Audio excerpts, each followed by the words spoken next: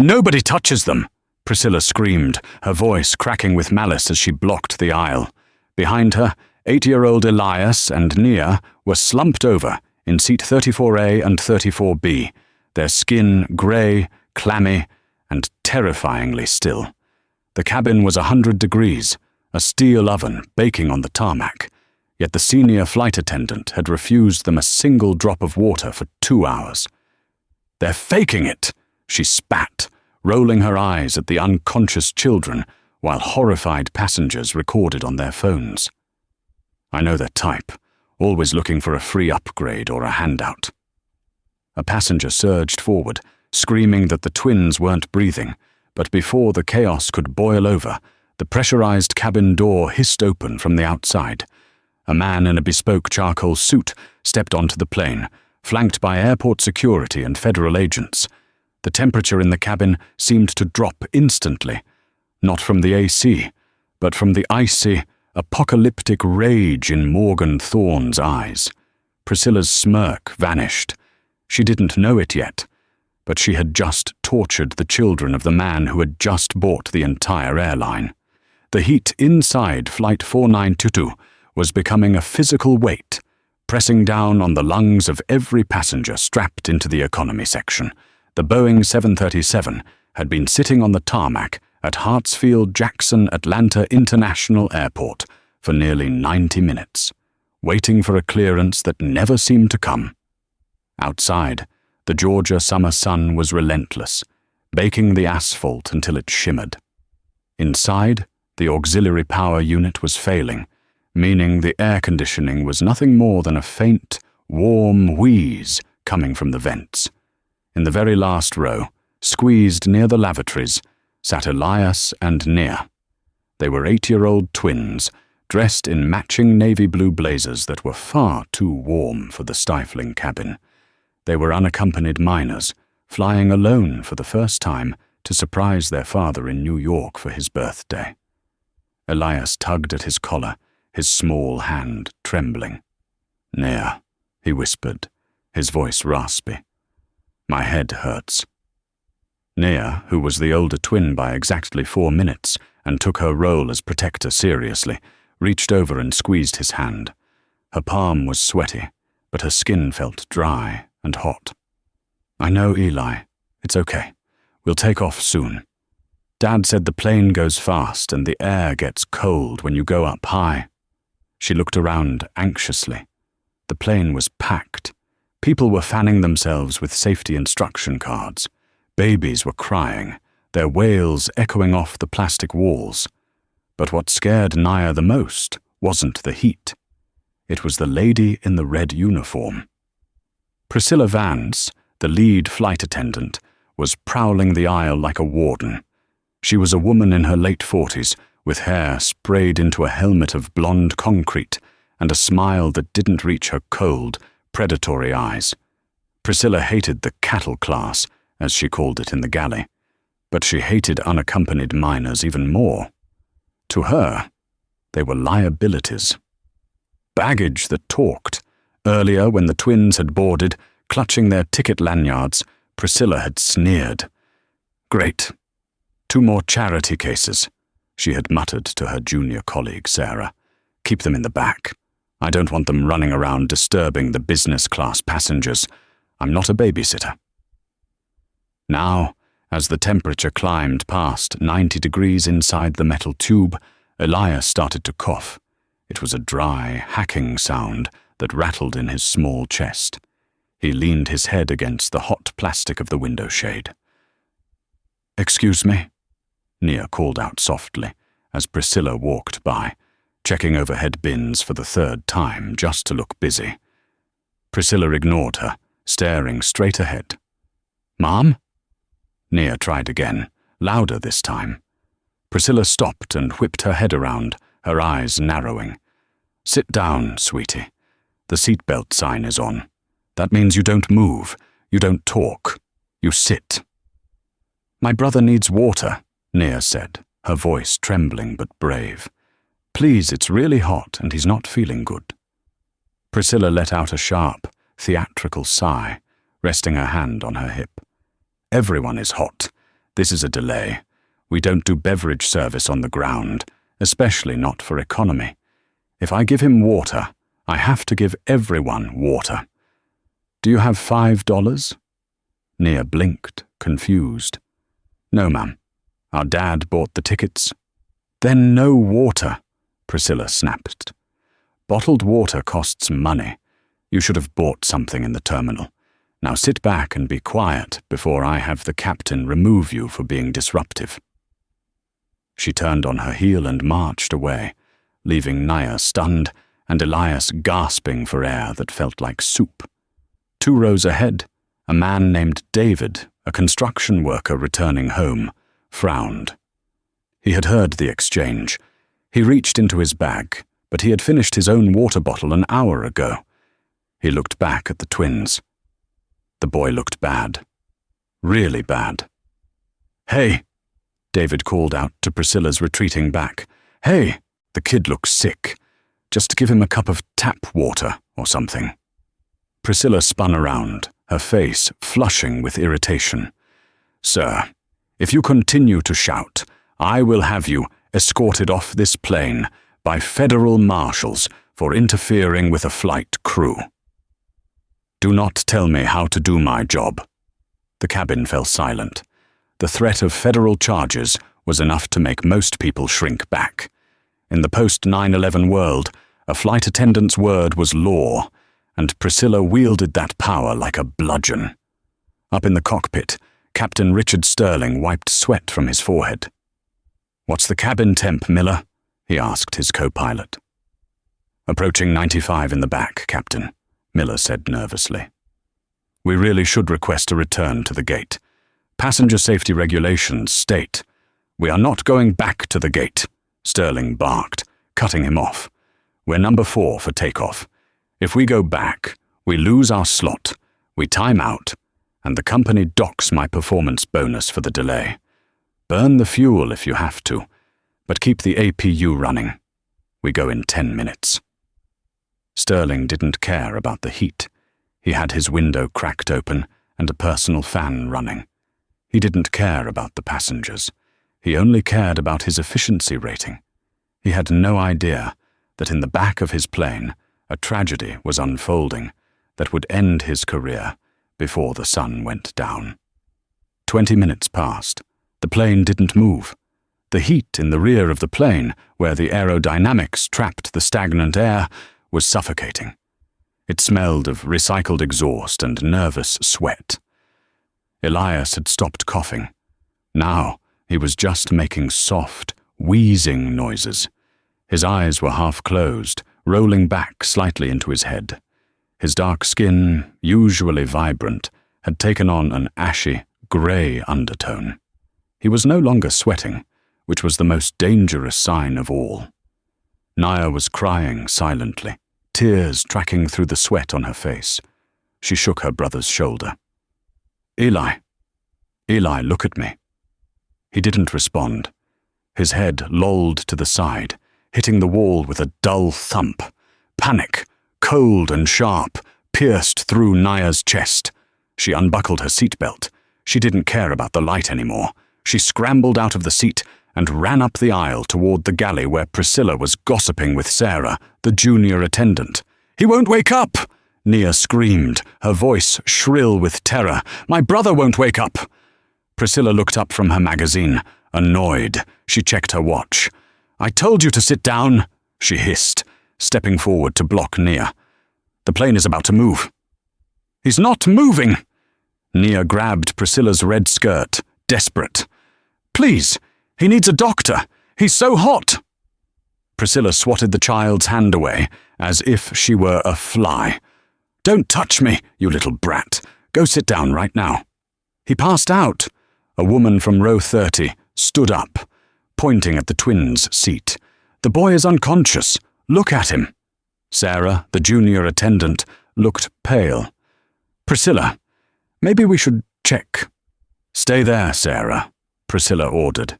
"These two have been whining since they got on. It's a trick. I've seen it 1,000,000 times. Kids act sick to get moved to first class where it's cooler. I am not falling for it." Priscilla marched down the aisle, not to help, but to discipline. She loomed over Elias's slumped body.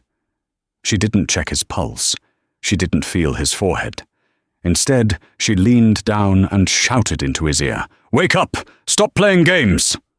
Elias didn't flinch. He was limp, a rag doll in a blazer. "He's unresponsive." David, the construction worker, unbuckled and stood up, towering over the flight attendant. "Lady, are you blind? That kid is having a heat stroke." "Sit down!"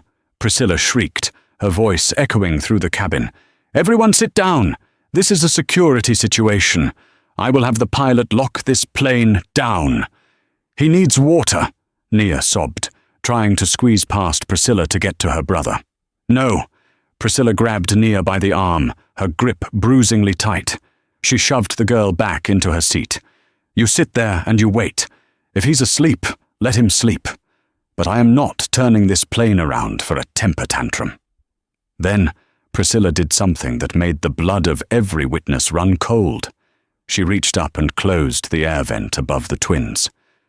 "If you're cold and passed out, you don't need the air," she sneered, looking at the other passengers, daring them to challenge her. "This will teach you to lie to crew members." "You monster," a woman whispered from across the aisle. "That's it," David growled. He pulled out his phone. "I'm recording this." "Put that away." Priscilla lunged for the phone, but David held it up high, the camera lens capturing Elias's lifeless face and Priscilla's twisted snarl. "You're going to jail," David said, his voice shaking with rage. "You are killing that boy." "I am the authority here," Priscilla yelled, losing all composure. She grabbed the intercom phone. "Captain, we have a riot in the back. Passengers are aggressive. The 2 unaccompanied minors are feigning illness to incite the crowd. I need security at the gate upon arrival. Do not, I repeat, do not turn around." She hung up and looked at Nia, who was holding her brother's limp hand, praying. "You're in big trouble, little girl," Priscilla hissed. "When we land, you and your brother are going straight to juvenile detention for disrupting a federal flight." Nia looked up, her eyes filled with a sorrow no child should know. "My daddy is going to be so mad at you," she whispered. Priscilla laughed. It was a cruel, dry sound. "Your daddy?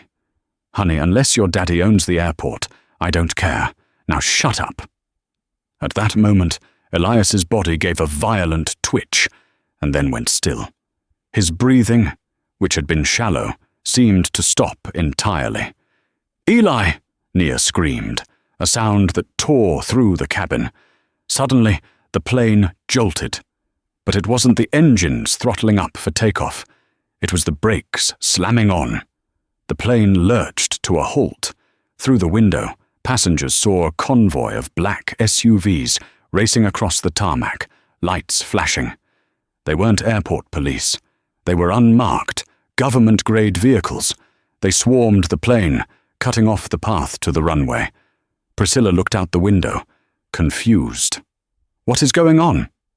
The main cabin door thumped. Someone was pounding on it from the outside. Not knocking, pounding. The intercom clicked.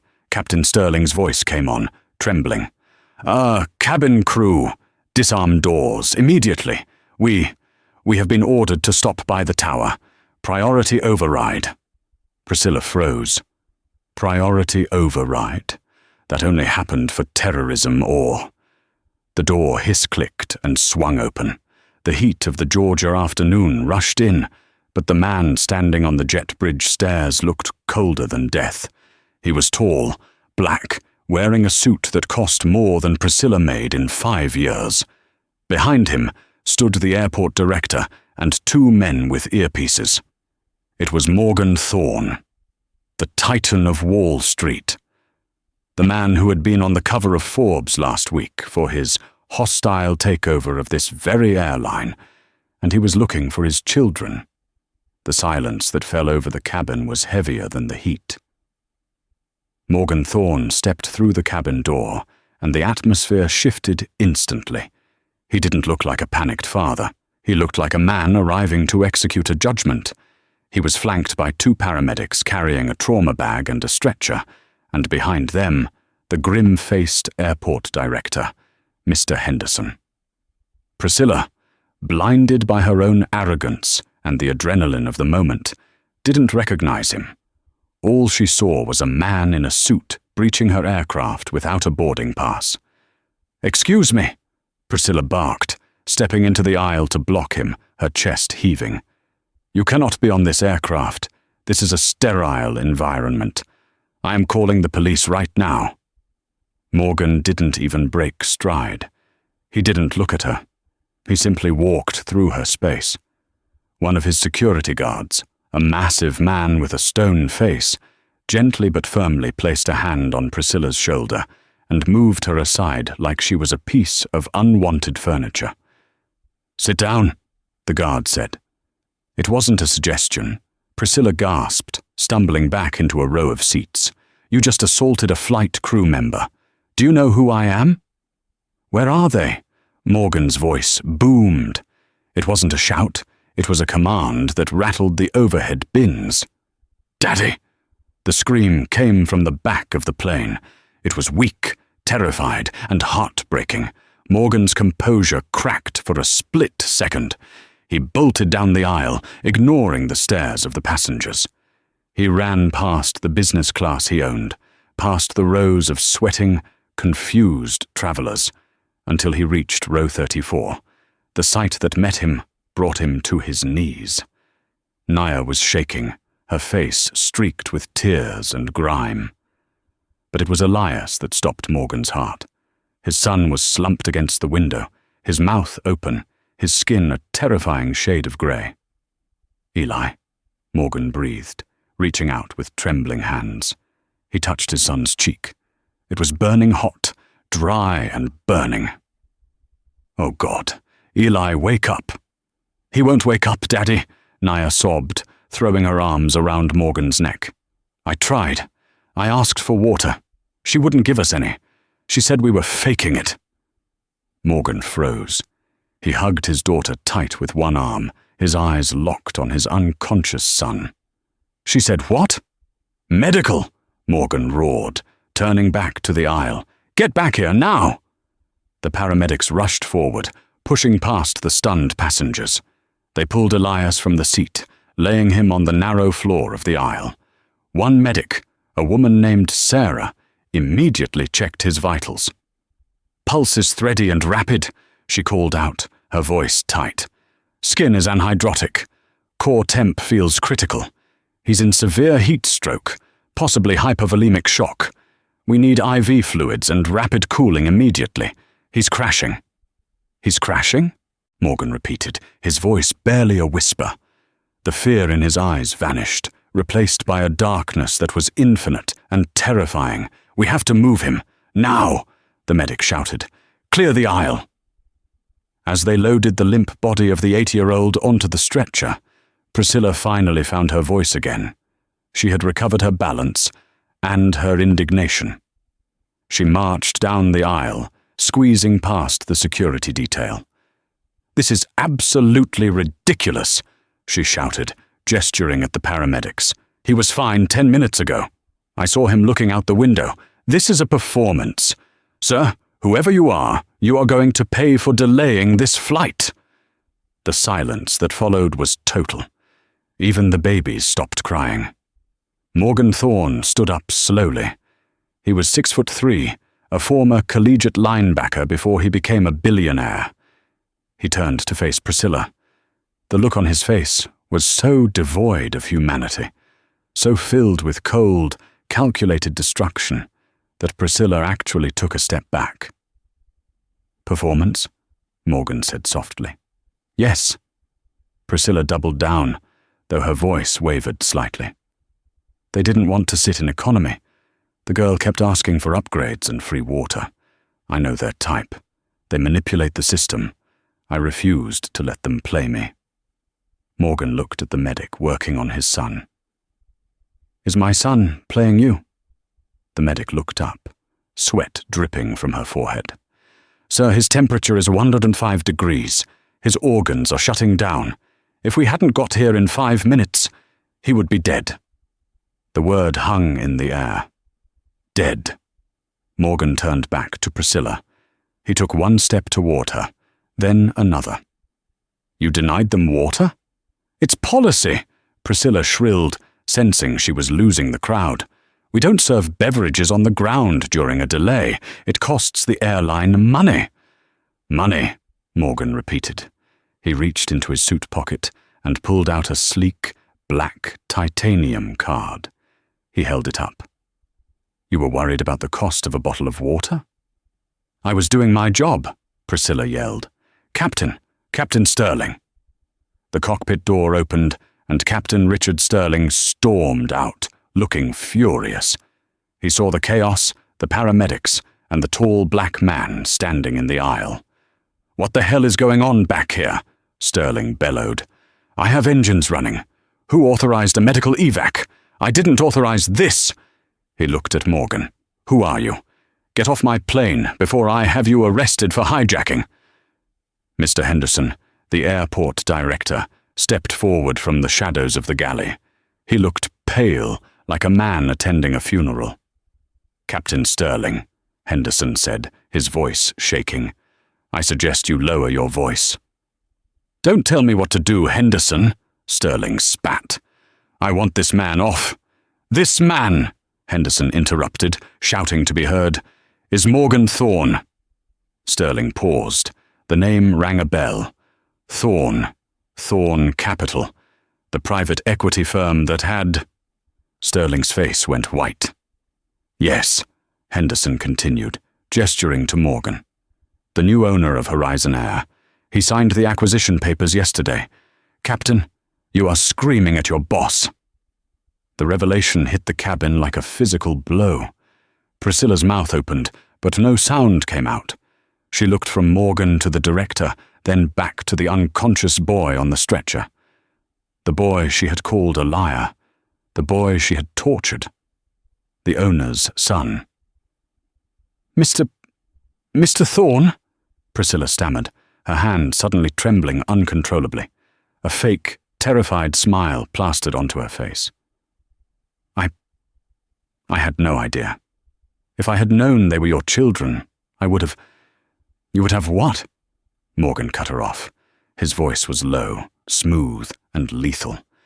"You would have treated them like human beings? You would have given them water? You would have let them breathe?" I was just following protocol," Priscilla whispered, backing away until she hit the beverage cart. "The regulations state.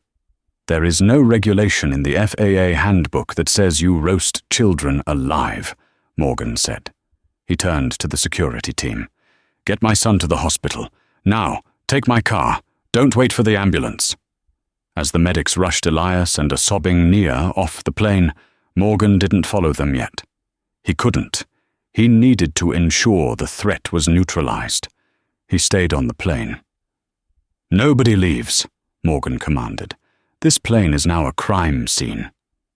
"Crime scene?" Captain Sterling scoffed, trying to regain some authority, though his voice was thin. "Mr. Thorne, with all due respect, this is an unfortunate medical incident, but we have a schedule to keep.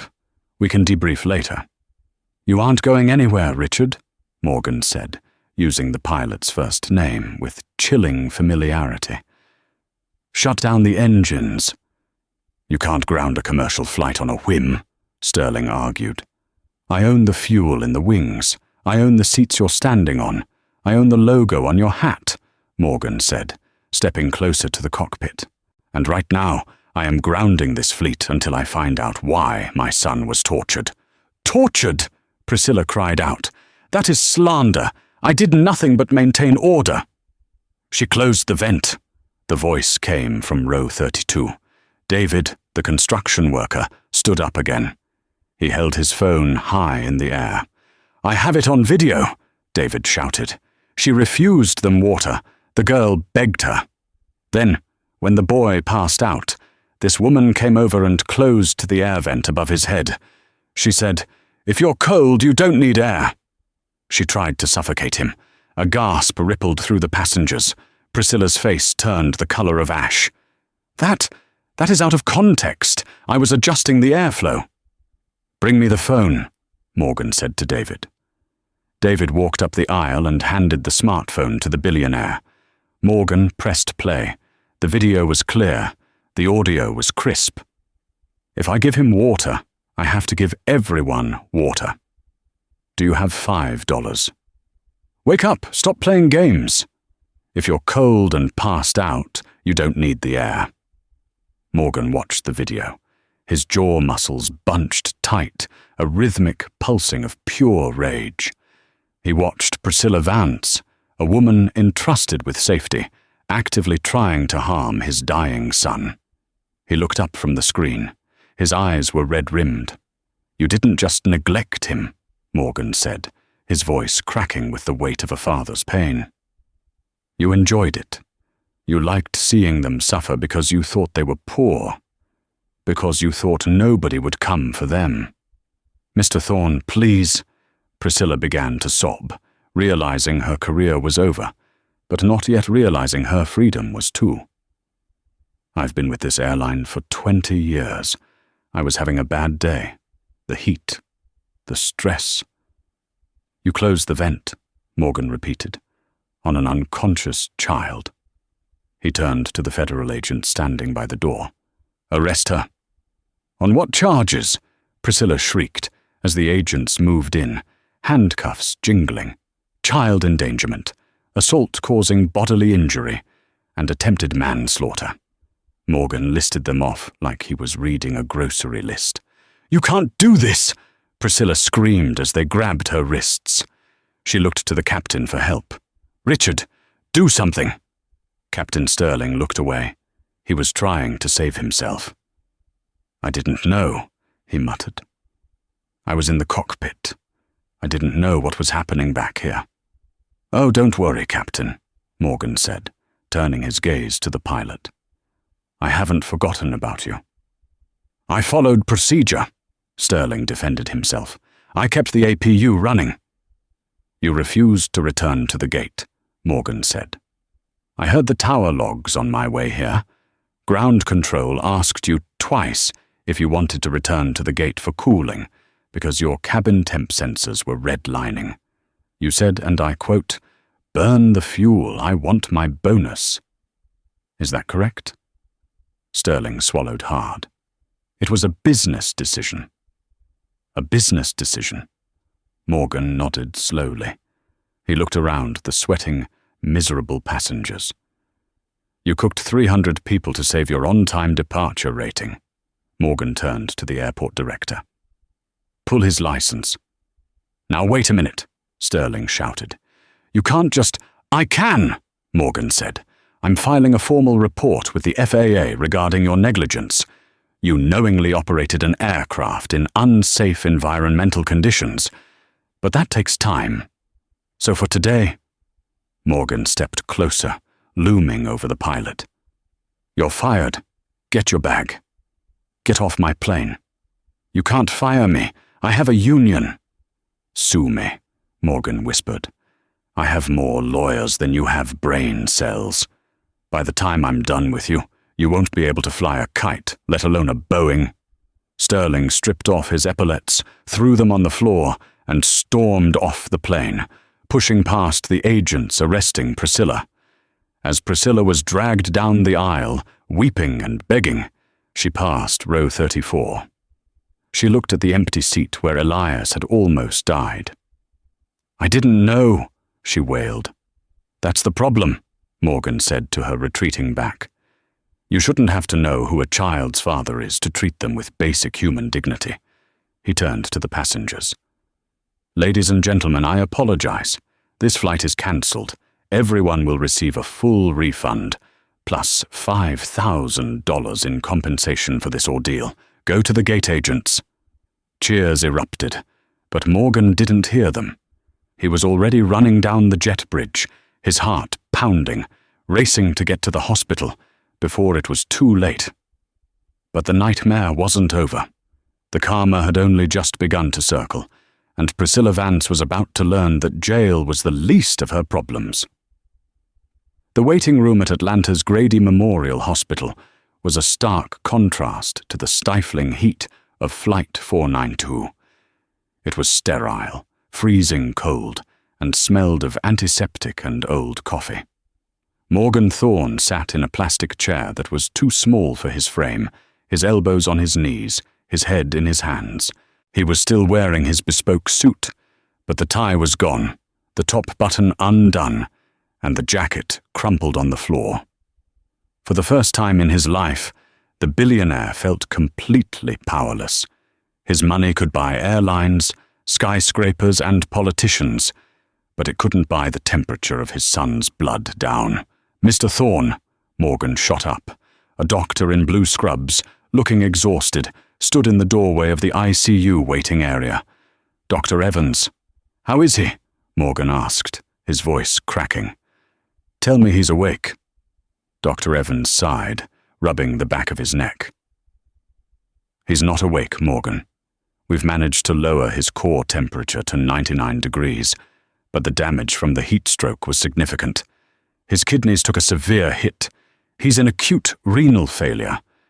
We have him on dialysis now to do the work his kidneys can't. But the swelling in his brain, that's what worries us." Morgan felt the room spin. Brain swelling? "The heat caused cerebral edema," Dr. Evans said gently. "We've induced a medically hysterical coma to let his brain rest and heal. The next 24 hours are critical. If the swelling goes down, he has a good chance. If it doesn't..." He didn't have to finish the sentence. "Can I see him?" "For a moment. Keep it quiet." Morgan walked into the ICU. The room was dim, lit only by the rhythmic flashing of monitors. Elias looked so small in the hospital bed, engulfed by tubes and wires. A ventilator hissed rhythmically, pumping air into his lungs, air that Priscilla Vance had tried to deny him. Naya was there, curled up in a chair next to the bed, asleep. She was clutching her brother's hand so tight her knuckles were white. Morgan stood over his son, tears streaming down his face. "I'm sorry, Eli," he whispered. "I'm so sorry I wasn't there.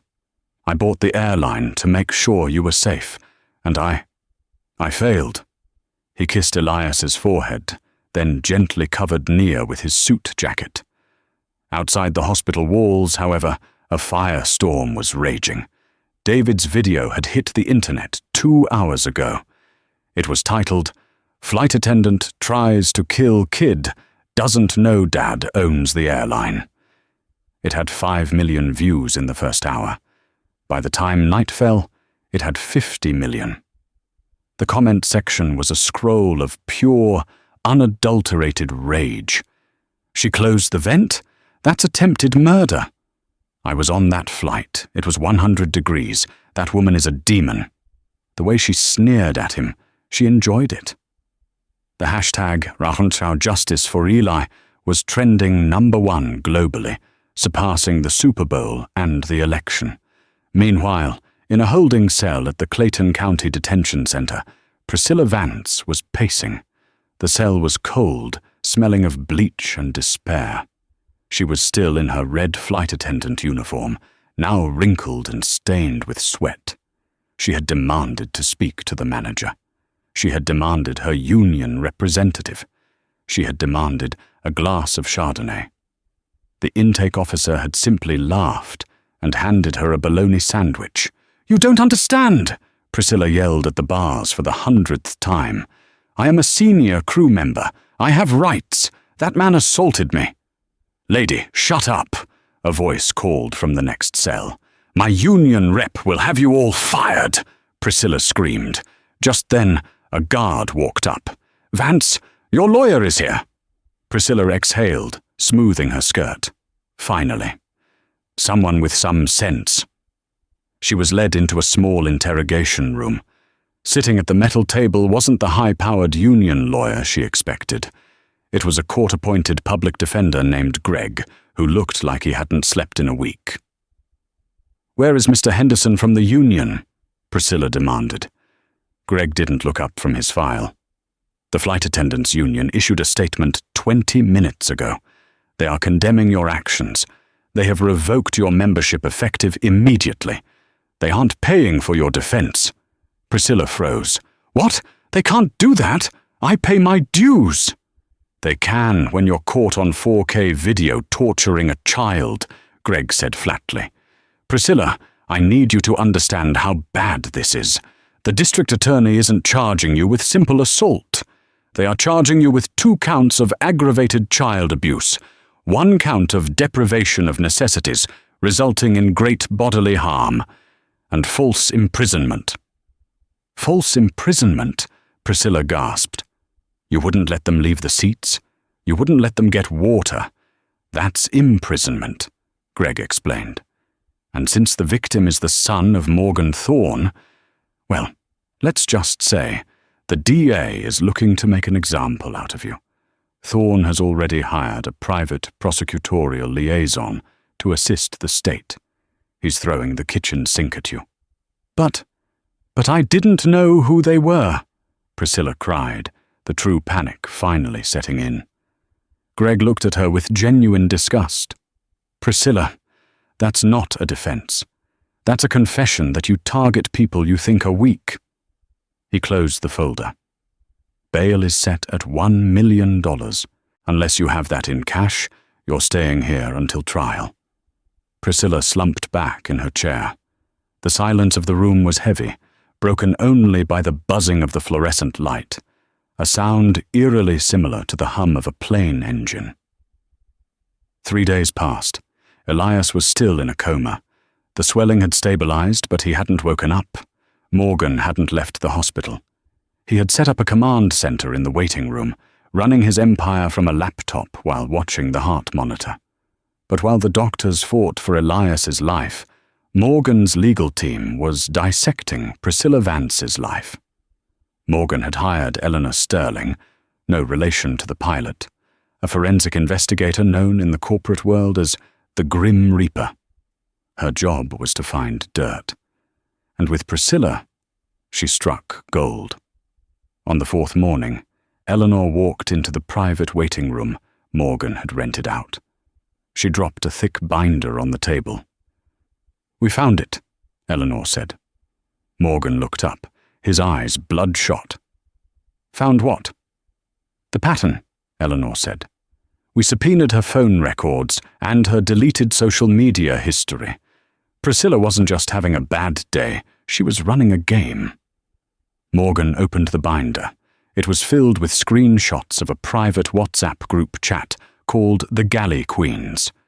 It was a group consisting of Priscilla and 3 other senior flight attendants from different airlines. Morgan read the texts, and his stomach turned. Og 12. Priscilla. Got a crying brat in 14B. Mum looks like she doesn't speak English. I told her the bathroom is out of order so she can't change the diaper. Smell is awful, but watching her panic is hilarious. Sept Oro 4. Priscilla. Another emotional support animal. I turned up the heat in that section. Let's see how supportive the dog is when it's panting to death. Or 22. Priscilla. 2 unaccompanied minors today. Look poor. I bet I can make them cry before we hit cruising altitude. $50 bet? Morgan slammed the binder shut. His hand was shaking. She was betting on it? It gets worse, Eleanor said. We found inconsistencies in the inventory logs. Priscilla has been stealing mini bottles of liquor and duty-free perfumes for years. She uses her aggression to distract from her theft. If passengers are too scared of her to ask for service, she marks the inventory as complimentary service and pockets the stock to resell on eBay. We found her seller account. She's made over $40,000 selling stolen airline property. She tortured my son. For a distraction? Morgan whispered. No, Eleanor corrected. She tortured your son because she's a sadist. The theft was just a bonus. But this binder, this proves premeditation. It proves malice. It takes negligence off the table and puts torture squarely on it. Give it to the DA, Morgan said, his voice cold as ice, and leak the chats to the press. I want the world to know exactly what kind of monster she is. The following week, the preliminary hearing took place. The courtroom was packed. Reporters from every major network were there. Outside, protesters held signs reading, "Justice for ELI" and "People over profits." Priscilla was led in wearing an orange jumpsuit. Her blonde hair was greasy, her roots showing. She looked 10 years older. When she saw Morgan sitting in the front row, she flinched. Morgan sat stoically. Next to him was Nia, looking brave in a nice dress, holding a stuffed bear. Priscilla's new lawyer, a high-priced defense attorney named Mr. Garris, paid for by her mortgaged house, stood up. "Your Honor," Garris began, smoothing his tie, "my client pleads not guilty. We argue that the conditions on the plane were the fault of the airline's mechanical failure, not Ms. Vance. She was operating under extreme stress and heat. This is a witch hunt, led by a billionaire who is using his influence to persecute a working-class woman." A murmur went through the court. It was a bold strategy.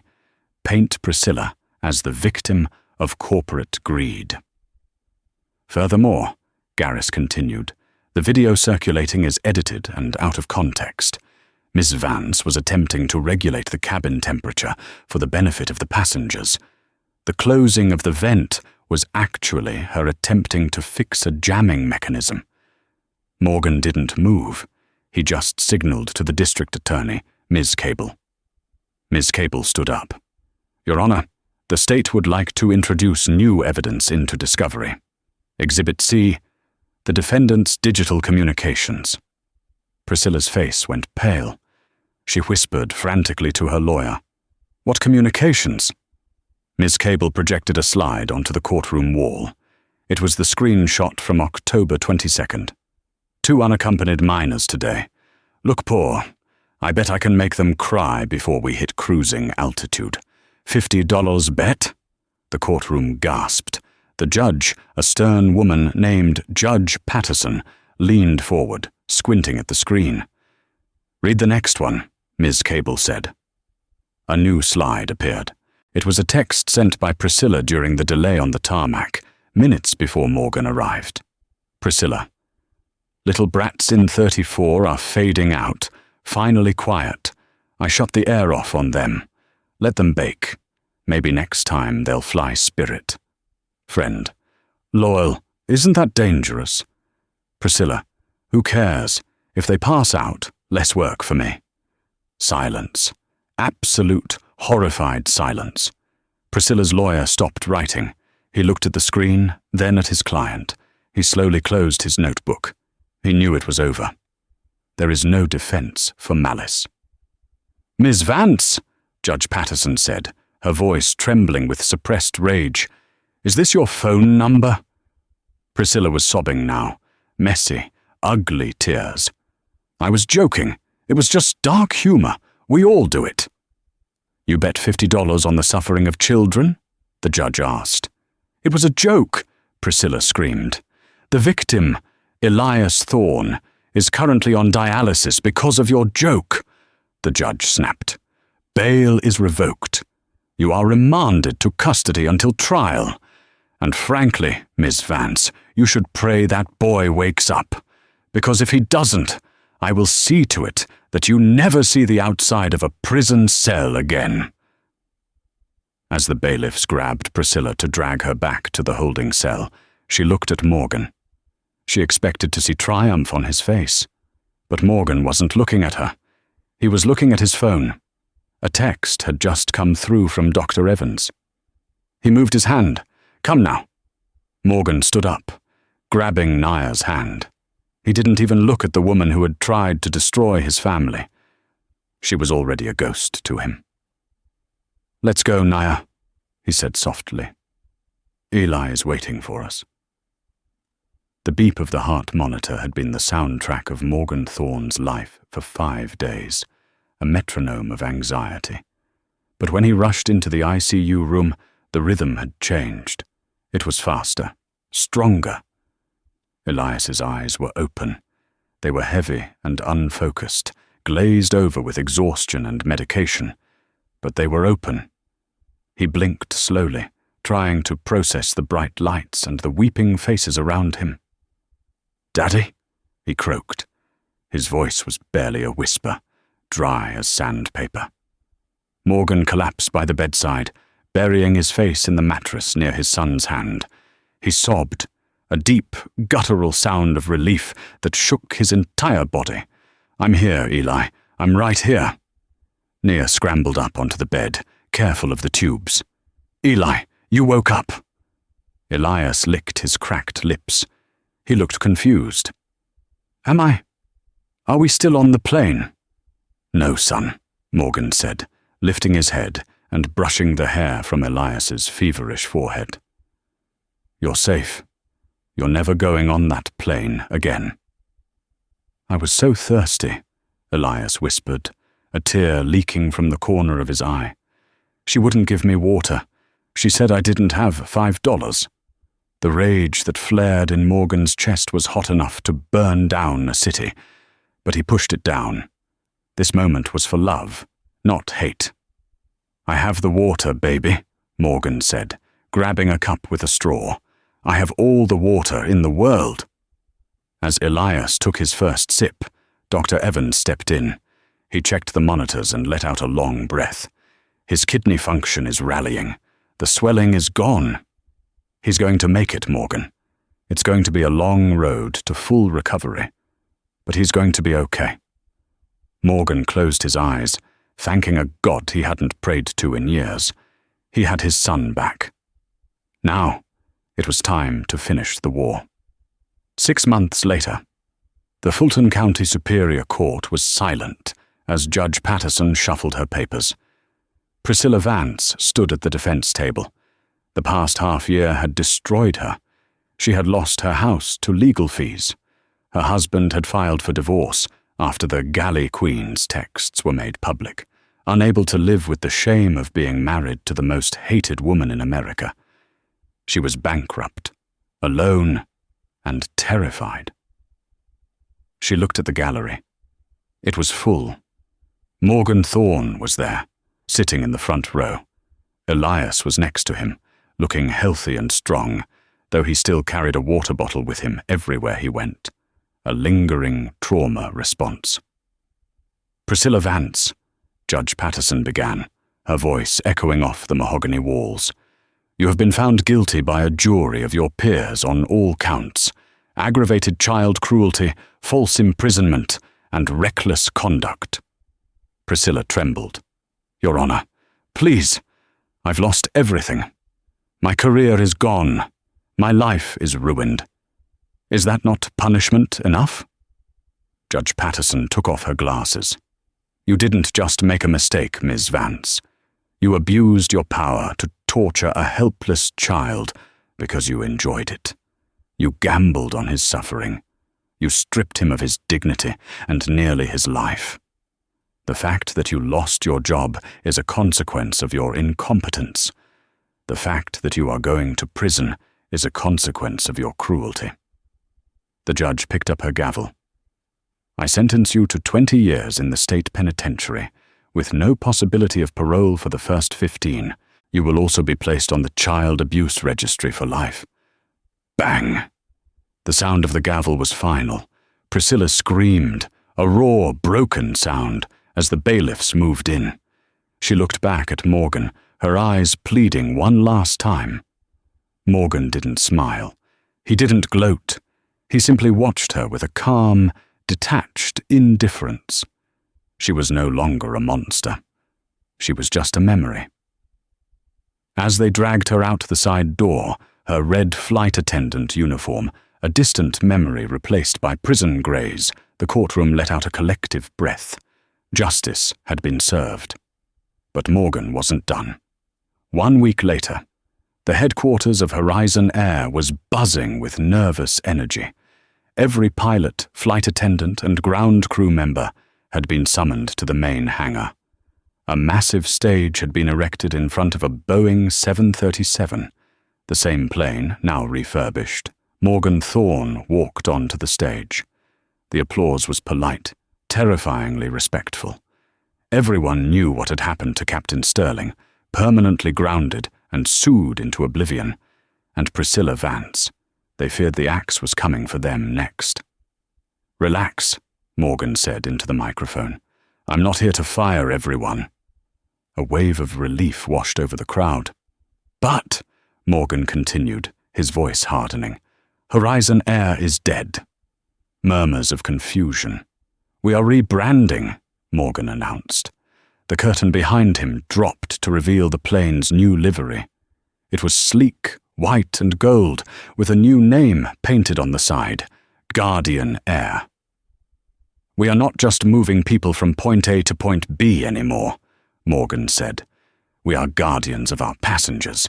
From this day forward, every single aircraft will be equipped with independent climate monitoring sensors that alert ground control immediately if the temperature rises above 78 degrees.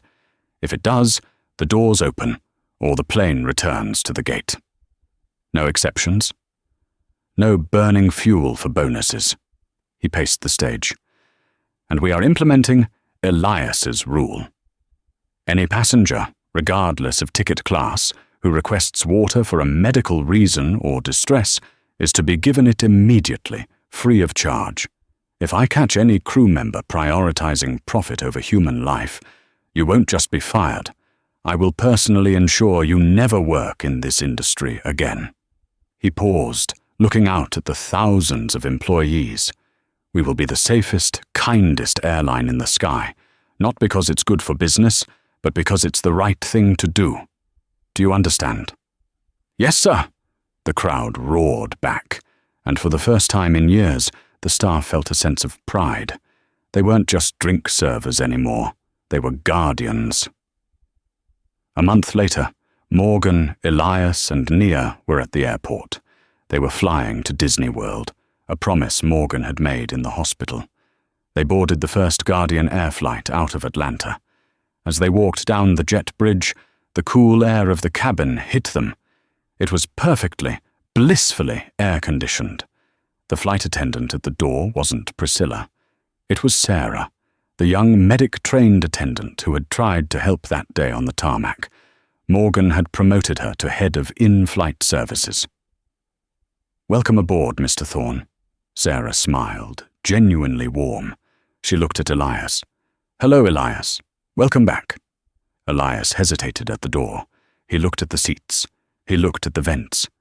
"It's okay, Eli," Nia whispered, holding his hand. "Look." Elias looked. On every seat, in every row, from first class to the very last row of economy, there was a bottle of water waiting. Elias smiled. He took a deep breath of the cool, fresh air and stepped onto the plane. "Come on, Dad," Elias said, his voice strong and happy. "Let's fly." Morgan watched his children walk down the aisle, treated like royalty not because of his money, but because the culture had changed.